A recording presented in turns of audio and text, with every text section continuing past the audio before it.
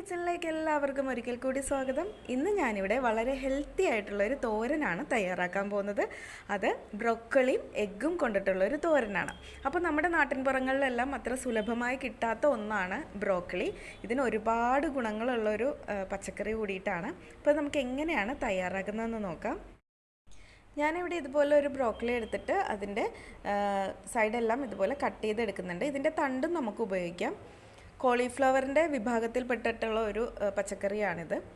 അപ്പോൾ നമ്മൾ cauliflower clean ചെയ്യുന്നത് പോലെ തന്നെ ആദ്യം ഇതുപോലെ ഇങ്ങനെ അടർത്തി എടുത്തതിന് ശേഷം ഞാൻ കുറച്ച് മഞ്ഞൾപ്പൊടിയും ഉപ്പും കൂടി കലർത്തിയ വെള്ളത്തിൽ ആദ്യം ഒന്ന് ക്ലീൻ ചെയ്തെടുക്കും. കാര്യം ഇതിൻ്റെ മേളിലുള്ള അഴുക്കുകളോ ചെറുതായിട്ടുള്ള ചെറിയ ചെറിയ പുഴുക്കളൊക്കെ ഉണ്ടെങ്കിൽ അത് പോകാൻ വേണ്ടിയിട്ടാണ് അങ്ങനെ ചെയ്യുന്നത്. അപ്പോൾ ഇതുപോലെ മഞ്ഞളും ഉപ്പും കൂടി കലർത്തിയ വെള്ളത്തിൽ ഒരു 15 മുതൽ ഒരു 20 മിനിറ്റ് വരെ ഇതിങ്ങനെ ഒന്ന് ഇട്ട് വെച്ചതിന് ശേഷം നന്നായിട്ടിത് കഴുകിയെടുക്കണം.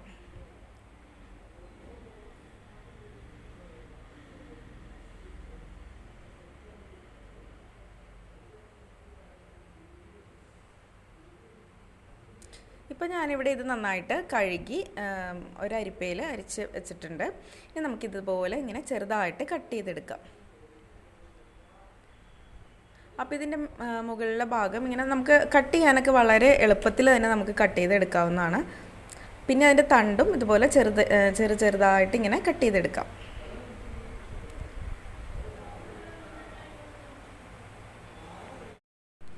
അപ്പോൾ ഇതിൻ്റെ തണ്ടും ചെറുതായിട്ട് ഇങ്ങനെ കട്ട് ചെയ്തെടുക്കാം. എങ്കിൽ ഇതൊരുപോലെ വെന്ത് കിട്ടുള്ളൂ. ഇതൊരുപാട് നാരുകളടങ്ങിയ ഒരു പച്ചക്കറിയാണ്. അതുപോലെ ധാരാളം വൈറ്റമിൻസും കാൽസ്യം അടങ്ങിയിട്ടുള്ള ഒരു പച്ചക്കറിയാണ്. ഇത് നമ്മൾ ആഴ്ചയിൽ ഒരിക്കലെങ്കിലും കുറഞ്ഞത് നമ്മുടെ ആഹാരത്തിൽ ഉൾപ്പെടുത്തുന്നത് വളരെ നന്നായിരിക്കും. അപ്പോൾ ഇത് കാണുന്നവരെല്ലാം വാങ്ങി ഇത് ഉപയോഗിച്ച് നോക്കുക. ഇത് തോരൻ വയ്ക്കാനും അതുപോലെ തന്നെ സൂപ്പ് ഉണ്ടാക്കാനും സാലഡിലൊക്കെ നമ്മൾ യൂസ് ചെയ്താൽ വളരെ നല്ലതാണ്. കുട്ടികൾക്കും മുതിർന്നവർക്കൊക്കെ ഒരുപോലെ നല്ലതായിട്ടുള്ള ഒരു പച്ചക്കറിയാണിത്. അപ്പോൾ ഞാനിവിടെ ഇത് കട്ട് ചെയ്ത് എടുത്തിട്ടുണ്ട്. നമുക്കിത് വളരെ എളുപ്പത്തിൽ തന്നെ തയ്യാറാക്കി എടുക്കാൻ പറ്റും. ഇതിനുവേണ്ടി ഞാനൊരു 6-7 ചുവന്നുള്ളിയും 2 അല്ലി വെളുത്തുള്ളി എടുത്തിട്ടുണ്ട്. ഇനി ഞാനതൊന്ന് ചതച്ചിട്ട് ഇതിലേക്ക് ഇട്ട് കൊടുക്കുന്നുണ്ട്. അതുപോലെ തന്നെ ഒരു 3 പച്ചമുളക് ഞാൻ ചെറുതായിട്ട് കട്ട് ചെയ്തിട്ട് അതിലേക്ക് ചേർത്തിട്ടുണ്ട്.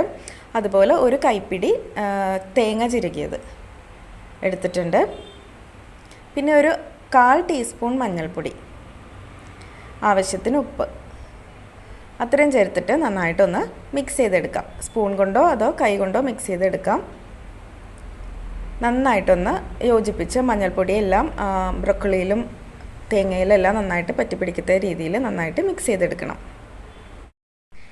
ഇനി ഒരു പാൻ വെച്ച് ചൂടാകുമ്പോൾ അതിലേക്ക് 2 ടേബിൾ സ്പൂൺ വെളിച്ചെണ്ണ ഒഴിച്ചു കൊടുത്ത് കടുകും കൂടി ഇട്ട് കറിവേപ്പിലയും ഇട്ടിട്ട് ഒന്ന് താളിച്ചെടുക്കാം.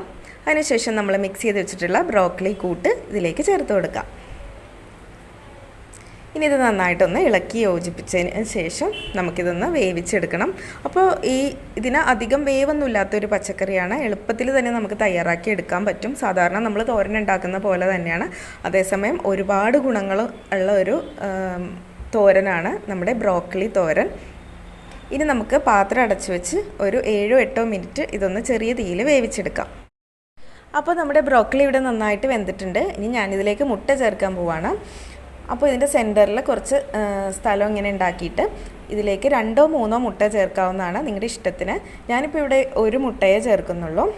ഇതുപോലെ അതിൻ്റെ നടുക്ക് ഇട്ട് കൊടുക്കുക. എന്നിട്ട് നന്നായിട്ടൊന്ന് ഇളക്കി യോജിപ്പിച്ച് മിക്സാക്കി കൊടുക്കുക. മുട്ട ഇങ്ങനെ ചിക്കി നന്നായിട്ട് ഈ ബ്രോക്കോളിയിലേക്ക് യോജിപ്പിച്ച് കൊടുക്കാം. അപ്പോൾ വീണ്ടും പാത്രം അടച്ചു വെച്ച് വേവിക്കണമെന്നില്ല. ഇത് നന്നായിട്ടൊന്ന് മിക്സ് ചെയ്തെടുത്താൽ മതി. 1-1.5 മിനിറ്റോളം നന്നായിട്ടൊന്ന് മിക്സ് ചെയ്ത് കൊടുക്കുമ്പോൾ തന്നെ നമ്മുടെ ബ്രോക്കോളി എഗ്ഗ് തോരൻ റെഡി ആയിട്ടുണ്ടാവും. അപ്പോൾ ഇത്രയുള്ള വളരെ എളുപ്പത്തിൽ തന്നെ തയ്യാറാക്കി എടുക്കാൻ പറ്റുന്ന ഒരുപാട് ഗുണങ്ങളുള്ള ഒരു തോരനാണിത്. ഇത് എല്ലാവരും ബ്രോക്കോളി കിട്ടുവാണെങ്കിൽ ഇതുപോലെ ഒന്ന് ട്രൈ ചെയ്ത് നോക്കണം. എന്നിട്ട് നിങ്ങളുടെ ഫീഡ്ബാക്കൊക്കെ അറിയിക്കണം. ഇതിൽ ഒരുപാട് ആൻറ്റി ഓക്സൈഡുകളും ഫൈബറുകളും ഒക്കെ അടങ്ങിയിട്ടുള്ള നല്ലൊരു പച്ചക്കറിയാണ്. എല്ലാവരും ഇത് ട്രൈ ചെയ്ത് നോക്കിയിട്ട് നിങ്ങളുടെ ഫീഡ്ബാക്ക് അറിയിക്കാൻ മറക്കരുത്. നമുക്ക് വീണ്ടും പുതിയൊരു വീഡിയോ ആയിട്ട് കാണാം. അതുവരെ എല്ലാവർക്കും നന്ദി, നമസ്കാരം. താങ്ക്